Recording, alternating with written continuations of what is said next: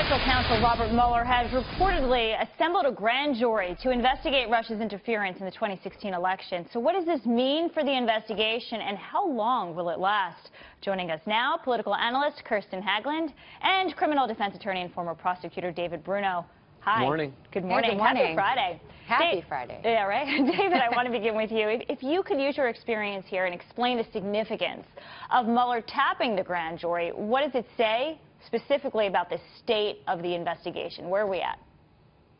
Yeah, well, a federal grand jury is 23 people that hear testimony. And the fact is, this is normal. And actually, I expect that this would have been done much sooner.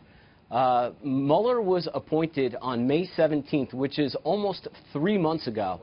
And it's quite surprising to me that he didn't have this tool up to this date, because it's a powerful tool. It's a critical tool. It's #1 tool in the toolbox for prosecutors. Right. This is how they compel testimony. They get records and the like. Kirsten, President Trump's lawyer, Ty Cobb, he basically said, we look forward to cooperating. We hope this will accelerate the investigation.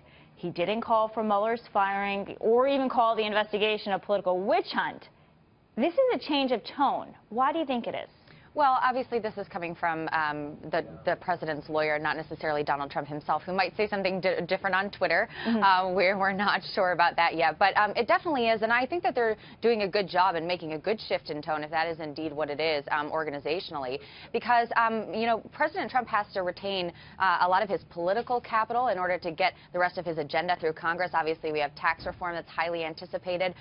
Also, this comes on the eve of him signing that sanctions bill with Russia and then going back and saying it, you know, he wasn't very happy about it. So he has to make sure and be very aware of the political optics here. And I think his whole administration is trying to make sure that they appear, you know, that they're trying to let this go on as independently as possible. Right. And David, I'm curious about how widespread this investigation is. President Trump's personal lawyer, John Dowd, he said they have no reason to believe the president himself is under investigation. But doesn't Mueller's latest moves indicate this is going to be a very widespread investigation looking into any and everything, whether it's personal tax records, business dealings?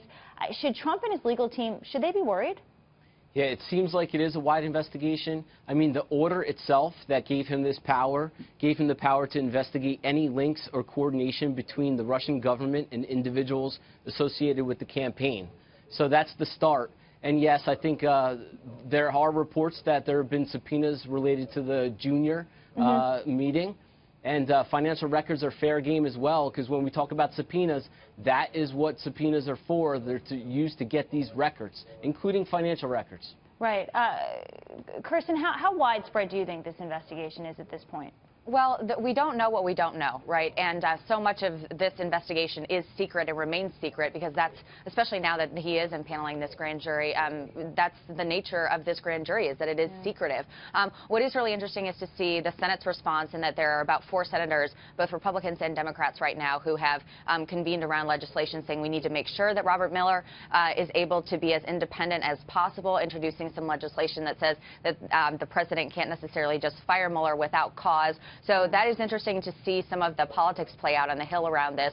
But I think that the administration is doing the right thing and trying to let it play out and keep a hands-off approach. And we should all be thankful that we have a system of law in this government that goes after these things and makes sure that Russia is not improperly, negatively affecting our election. It's been a bipartisan effort in Congress to make sure that this investigation can go forward, which might explain some of the change of tone we were talking about a little bit earlier. I want to talk about, David, the legal team that Robert Mueller has assembled here. There's 16 members, most or half of them.